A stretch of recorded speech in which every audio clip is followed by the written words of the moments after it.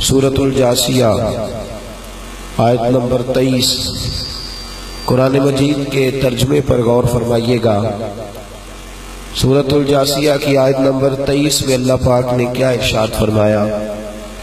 کہا افرائیتا، کیا آپ نے نہیں دیکھا، کیا آپ نے ملاحظہ نہیں فرمایا، کیا آپ نے اس شخص کی طرف نظر نہیں فرمائی؟ من اتخذ الہہ ہواہ، کیا آپ نے اس کو نہیں دیکھا کہ جس نے اپنے نفس کی خواہش کو ہی اپنا خدا بنا لیا، جو اپنے نفس کا ہی پجاری ہو گیا ہے۔ قرآن مجید کا صرف ترجمہ، کسی تفسیر کی کسی حاشیے کی حاجت نہیں۔ فرمایا کہ آپ نے اس شخص کو نہیں دیکھا جس نے اپنے نفس کی خواہش کو ہی خدا بنا لیا ہے۔ وہ یہ نہیں دیکھتا کہ میرے اللہ کی رضا کس بات میں ہے، وہ صرف اس بات کے پیچھے لگ گیا ہے کہ میرا نفس کیا پسند کرتا ہے۔ کیا آپ نے اسے دیکھا ہے کہ جس نے نفس کی خواہش کو ہی خدا بنا لیا ہے؟ وعد اللہ علی علم، اللہ فرماتے ہم نے علم ہونے کے باوجود اسے گمراہ کر دیا۔ علم ہونے کے باوجود ہم نے اسے، اللہ نے علم ہونے کے باوجود اسے کسے؟ جس کی مرکز اور جس کی نگاہوں کا مرکز صرف نفس کی خواہش ہے۔ وہ یہ نہیں دیکھتا کہ اللہ کی رضا کہاں ہے، یہ نہیں سمجھتا کہ میرے رسول کہاں راضی ہے، یہ محسوس نہیں کرتا کہ میرا نفع کہاں ہے۔ وہ یہ دیکھتا ہے کہ میرے نفس کی خواہش کی تکمیل کہاں ہوتی ہے۔ توجہ ہے آپ حضرات کی؟ بڑی خاص بات، بڑا خاص عنوان، اور انسان کی وہ والی کمزوری جو اس کو دین سے دور کرتی ہے، اور انسان کی وہ والی طبیعت جو اسے اللہ تبارک و تعالیٰ کی بارگاہ سے کھینچ کر دور لے جاتی۔ افرائیت من اتخذ الہہ ہواہ، کیا آپ نے نہیں دیکھا اس شخص کو جس نے نفس کی خواہش کو ہی خدا بنا لیا؟ فرمایا پھر ہم نے علم ہونے کے باوجود اس بندے کو اسے گمراہ کر دیا۔ اللہ فرماتا ہے اللہ نے اسے گمراہ کر دیا، جا پھر گھومتا پھر تو اسی چکر میں رہے گا کہ میں ہی سیاڑا ہوں، پھر تو اسی چکر میں رہے گا کہ مجھے زیادہ باتیں آتی ہیں، پھر تو اسی الجھن میں الجھا رہے گا کہ نہیں جو میں سوچتا ہوں وہ ٹھیک ہے۔ ہم نے اسے گمراہ کر دیا۔ اللہ اکبر۔ اور فرمایا وَخَاتَمَ عَلَىٰ سَمْعِهِ وَقَلْبِهِ، اور ہم نے اس کے دل پر بھی مہر لگا دی ہے اور اس کے کانوں پر بھی مہر لگا دی ہے۔ اب نہ وہ حق سن سکے گا اور نہ ہی کبھی وہ حق سمجھ سکے گا۔ بہت بڑی سزا ہے یہ، بہت بڑی سزا کہ انسان بصیرت کا نور کھو جائے، حق بات سننے کے باوجود سمجھنے سے عاری ہو جائے، یہ بہت بڑی سزا ہے۔ فرمایا پہلی بات تو یہ کہ ہم نے علم ہونے کے باوجود اسے گمراہ کر دیا، دوسری بات یہ کہ اس کے کانوں پر اور اس کے دل پر ہم نے مہر کر دی، اور پھر ارشاد فرمایا وَجَعَلَ عَلَىٰ بَصَرِهِ غِشَاوَةً، اور ہم نے اس کی بصارت پر، اس کی آنکھوں پر پردہ ڈال دیا۔ اس کی آنکھوں پر کس کی توجہ ہے اب حضرات؟ تھوڑا بولیے۔ جس نے نفس کی خواہش کو اپنا، اس نے خدا ہی نفس کی خواہش کو بنا لیا۔ ہم نے اس کی آنکھوں پر، اب اللہ فرماتا ہے میری سزا ہے، یہ میری سزا ہے۔ اس کی کانوں کی سماعت گئی، اس کے دل کی بصیرت گئی، اس کی آنکھوں پر پردہ آ گیا، یہ میری طرف سے سزا ملی۔ فَمَن يَهْدِهِ مِن بَعْدِ اللَّهِ، اور فرمایا کون ہے جو اللہ کے بعد تجھے ہدایت دے گا؟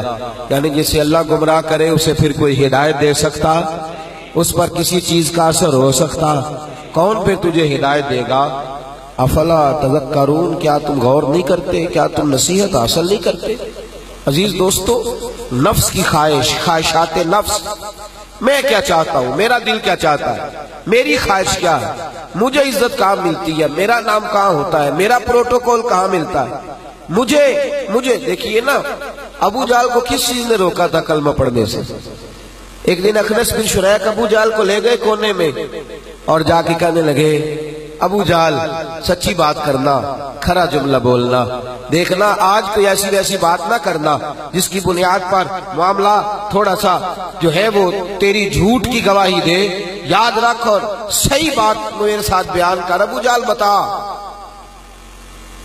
اس نبی نے 40 سال ہمارے درمیان گزارے ہیں، یہ ہمارے آنگن میں بڑے ہوئے ہیں، یہ ہمارے بھائی کی اولاد ہے، تو بتا۔ جاگ رہے ہیں آپ لوگ؟ میری بات کی سمجھ آ رہی ہے آپ حضرات کو؟ کہا یہ بتا، اخنس بن شریک پکے کافر ابو جہل سے پوچھتے ہیں، کہتا یہ بتا تو نے اس نبی کے اندر کوئی ایسی چیز دیکھی ہے جس پر تجھے اعتراض ہو؟ تو ابو جہل کہنے لگا قسم ہے لات و منات کی، جو بولتا ہے حق کی بولتا ہے، جو کہتا ہے حق کی کہتا ہے، جو اس کی زبان سے نکلتا ہے وہ حق اور سچ۔ اسیر دشمن کی چاہ میں بھی، مخالفوں کی نگاہ میں بھی، امی ہے صادق ہے معتبر ہے، میرا پیغمبر عظیم تر ہے۔ امی ہے صادق ہے معتبر ہے، میرا پیغمبر عظیم، جو کہتا ہے حق کہتا ہے، جو بولتا ہے۔ ابو جہل سے اخنس بن شریک کہنے لگے پھر تو مانتا کیوں نہیں؟ جب تجھے پتا ہے یہ صحیح کہہ رہا ہے، جب تجھے خبر ہے یہ ٹھیک کہہ رہا ہے، تو مانتا کیوں نہیں؟ تو کہنے لگا حاجیوں کو پانی پہلے یہ پلاتے ہیں، حرم کے متولی پہلے سے یہ ہے، نبی بھی انہیں مان لیا تو ہمارا اور ہماری اولادوں کا کیا بنے گا؟ چودراہٹ مجھے ماننے نہیں دیتی، میں تو خود سردار ہوں، میں کسی کو کیسے مان جاؤں؟ میرے دوست، وہ جو نفس کی خواہش تھی اور وہ جو اندر کا بت تھا اور وہ جو باطن کے اندر بیٹھا ہوا شیطان تھا، اس نے رسول کریم صلی اللہ علیہ وسلم کے سامنے حضور علیہ السلام کی حیات ظاہرہ میں جب سورج ڈوبا ہوا واپس لوٹ رہا تھا، اور جب چاند دو ٹکڑے ہو رہا تھا، اور جب جانور رسول اللہ کا کلمہ پڑھ رہے تھے، اور جب درخت میرے نبی کو سجدہ کر رہے تھے، جب درخت حضور کو سجدہ کر رہے تھے، آج ڈٹھیاں ہی رب نو منا جان دے، سکیاں کھجوراں اگا جان دے، تے پتھراں کو کلمے پڑھا جان۔ اس عالم میں جب چاروں طرف معجزات کا عالم تھا، لیکن جن کے نفس کی خواہش ان کا خدا بن گئی تھی، انہوں نے ذات رسالت کے قریب نہیں ہونے دیا، وہ گمراہ ہو گئے، گمراہی میں قتل ہو گئے، وہ بدر اور احد میں کاٹ دیے گئے، لیکن وہ کلمہ پڑھ کے مسلمان نہ ہو سکے۔